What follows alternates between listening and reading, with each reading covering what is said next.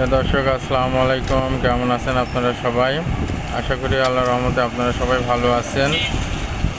আজকে আপনাদের দেখানো হবে কিভাবে ফসলে সার প্রয়োগ করা হয়।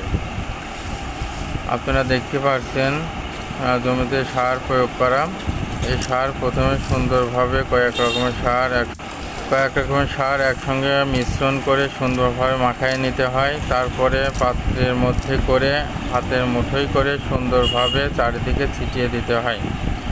আপনারা খেয়াল রাখবেন যাতে এই সারগুলো একসঙ্গে এক জায়গায় পড়ে না যায়, এতে করে ফসলের ক্ষতি হয় এবং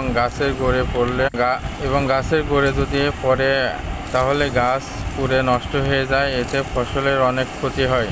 সুতরাং লক্ষ্য রাখবেন যাতে সুন্দরভাবে চারিদিকে ছিটিয়ে পড়ে।